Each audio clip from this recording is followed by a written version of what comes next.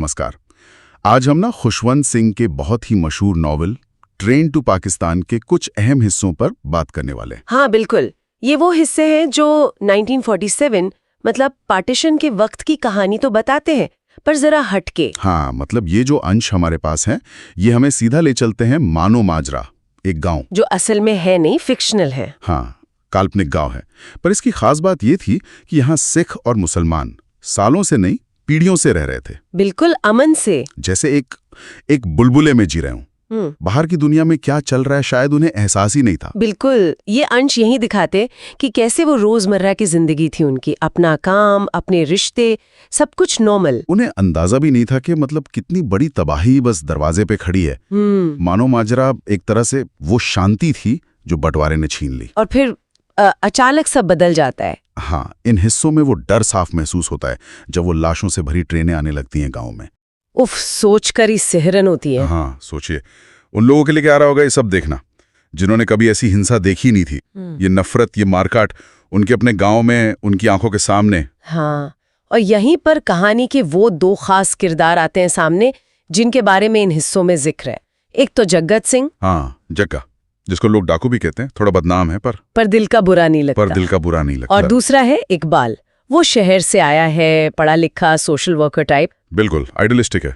और कमाल की बात यह कि ये दोनों किरदार कितने अलग है ना। हाँ, जमीन आसमान का फर्क है, लेकिन वो जो बंटवारे का तूफान आता है ना, वो किसी को नहीं छोड़ता। सही कहा। इन अंशों में ये दिखता है कि कैसे बड़ी बड़ी पॉलिटिकल चीजें आम लोगों की जिंदगी में घुस जाती हैं।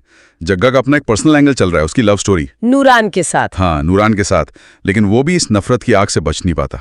और इकबाल जो है वो बाहर से आया था, शायद कुछ बदलने, सुधारने, लेकिन वो खुद गांव की उस असलियत में, उन उलझनों में फंस जाता है।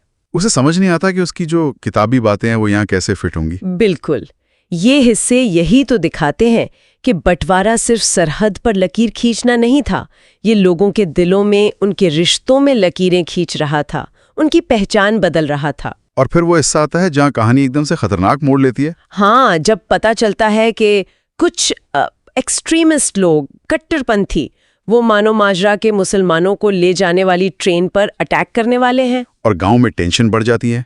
सोचिए, वही लोग जो कल तक पड़ोसी थे, एक दूसरे के सुख दुख में शामिल होते थे, अब एक दूसरे को शक से देख रहे हैं, डर से देख रहे हैं। यही खुशवंत सिंह की लिखाई की ताकत दिखती है ना। वो किसी का पक्ष नहीं लेते। नहीं, बिल्कुल नहीं। वो दिखाते हैं कि कैसे डर और नफरत अच्छे भले इंसानों को भी क्या से क्या बना सकती है। पर वो एक उम्मीद भी दिखाते हैं, छोटी सी ही सही। हाँ, वो उम्मीद, जब लगता है कि अब कुछ नहीं बचा, सब खत्म है, नफरत जीत गई, तभी कुछ ऐसा होता है जिसकी उम्मीद नहीं थी। एक ऐसा इंसान सामने आता है जिसे कोई हीरो नहीं समझता था शायद। जगत सिंह। ये हिस्से बताते हैं कि वो शायद अपनी मोहब्बत बचाने के लिए, या शायद बस इंसानियत के लिए, हाँ, शायद दोनों ही बातें हों। हाँ, वो अपनी जान दे देता है। वो उस रस्सी को काटता है जो ट्रेन पर हमला करने के लिए बांधी गई थी, और वो मारा जाता है, लेकिन सैकड़ों जानें बचा लेता है। हाँ, वो उन मासूमों को बचा लेता है। ये बात ना बहुत सोचने पर मजबूर करती है।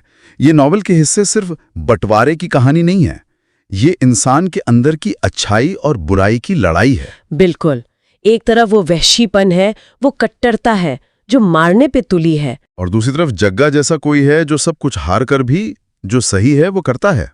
तो निचोड़ यही निकलता है ना कि इतिहास जो है वो सिर्फ बड़े नेताओं या घटनाओं से नहीं बनता, नहीं, वो आम लोगों की जिंदगियों से बनता है, उनके छोटे छोटे फैसलों से, उनके डर से, उनके साहस से, उनके बलिदानों से। और ये हिस्से दिखाते हैं कि बहुत बुरे हालातों में भी इंसानियत जिंदा रह सकती है, शायद जीत भी सकती है, भले ही कीमत बहुत बड़ी चुकानी पड़े। हाँ, कीमत तो बहुत बड़ी थी। तो फिर आखिर में ये सवाल तो रह ही जाता है मन में कि ऐसा क्या होता है, मतलब वो कौन सी चिंगारी होती है जो सालों से साथ रह रहे लोगों के बीच अचानक इतनी नफरत भर देती है। और साथ ही ये भी सोचना चाहिए कि वो कौन सी अंदर की ताकत है, वो क्या चीज है जो जग्गा जैसे आम इंसान को भी ऐसे भयानक वक्त में उठ खड़े होने पर मजबूर करती है कि वो दूसरों के लिए अपनी जान दे दे। हाँ, इसका कोई आसान जवाब नहीं है शायद। शायद नहीं, शायद इसका जवाब हर किसी के लिए अलग होगा।